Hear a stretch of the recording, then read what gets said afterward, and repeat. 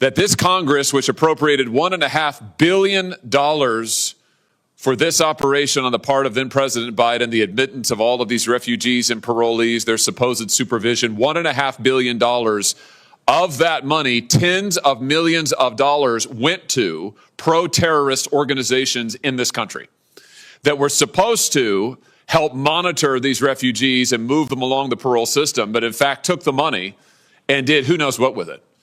This is a story that we have seen unfold before our very eyes in Minnesota as we sit here today, and now we're going to find that it happened in this case, in this instances, in multiple states, tens of millions of taxpayer dollars going to organizations that support Hamas, that support terrorism. Senator Josh Hawley just walked into that Senate hearing and dropped a nuclear-level bombshell that should have every American taxpayer furious. He exposed on the record how the Biden administration straight up funneled $1.5 billion with a capital B of your money through organizations with direct, provable connections to terrorists. And this wasn't some backroom side hustle. This was right in the middle of the total catastrophe that was the Afghanistan withdrawal. This isn't conspiracy talk. This isn't somebody said. This is documented corruption that's been sitting there in black and white, hiding in plain sight while Washington hoped nobody would look too hard. Hawley didn't just complain.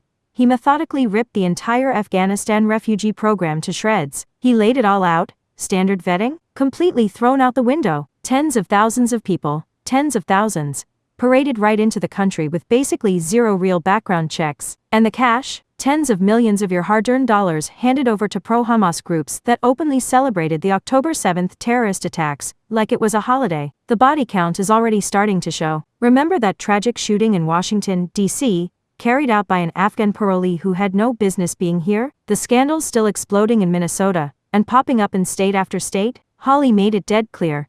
This is only the beginning. We are barely scratching the surface of how rotten this whole thing really is. Take a look.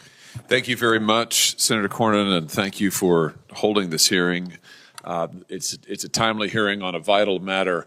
I will just say that what happened in the waning days of the Afghanistan operation and the Biden administration's disastrous withdrawal from Afghanistan, I think is now well documented. The fact that there was no vetting that was properly done, there were no interviews that were conducted that were standard, the normal background checks were waived. I mean, heck, as I think we'll see today in just a little bit when we hear from our witnesses, from the inspectors general and others, the standard vetting procedures that have been in place for operations like this were completely disregarded. And we're living now with the consequences of that. Tens of thousands of people admitted into this country. We have no idea of their actual background. We have no idea of their potential terrorist connections. And in many cases, we now have no idea where they are or what they're doing, who they're connected with, or what they're capable of. Sadly, we've seen what some of them are capable of in the horrific shootings that occurred here in the nation's capital just a short while ago with the guardsmen that Senator Cornyn recognized and mentioned. But I think we're going to hear more to even that, this story today. And here is the additional information, the shocking information that I think that we will find.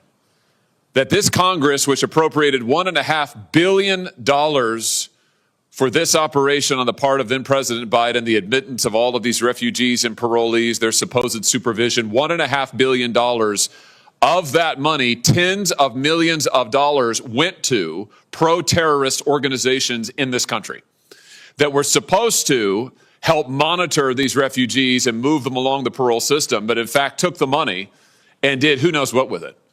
This is a story that we have seen unfold before our very eyes in Minnesota as we sit here today, and now we're going to find that it happened in this case, in this instances, in multiple states, tens of millions of taxpayer dollars going to organizations that support Hamas, that support terrorism, that have praised the attacks of October the 7th, that have consistently defended, apologized for, and justified terrorist attacks around the nation, around the world, that got money from our own government in order to participate in this boondoggle. And I think we need an accounting of where that money has gone to. I think we need an accounting of how it has been spent, and I think, frankly, we need to get it back. And I hope that today's hearing will begin to shed light on what has happened, the corruption that is still going on, the tens of millions or more of taxpayer dollars that have been misspent, misappropriated, misallocated, and misused. And I would just say I think it's long past time for some accountability. I hope we'll take a step forward in that today.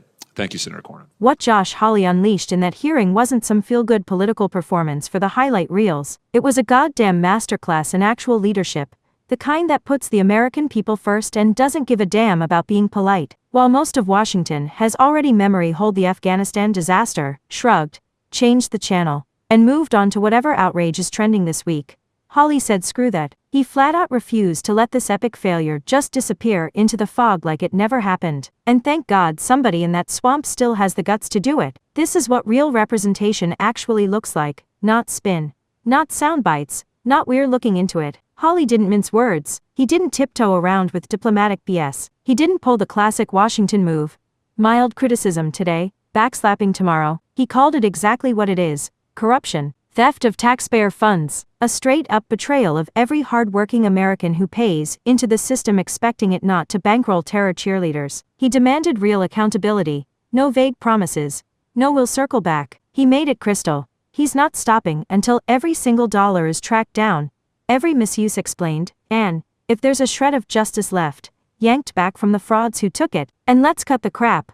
This isn't abstract policy debate. That shooting in D.C. that took innocent American lives, that's the brutal, bloody proof that Hawley's fight isn't about racking up likes or owning the libs. It's about stopping government incompetence and negligence from getting more people killed. While Biden's crew and Senate Democrats like Chuck Schumer rubber-stamped $1.5 billion with oversight so thin you could see through it, while they were totally cool funneling millions to groups with documented terror sympathies, Hawley was the one in the arena asking the questions that actually matter, the ones every American deserves straight answers to. What makes Hawley stand out isn't that he noticed the mess, plenty notice, it's that he won't let it go. He won't shrug and say that's politics. He won't file a polite memo and call it a win. He's demanding a full forensic audit.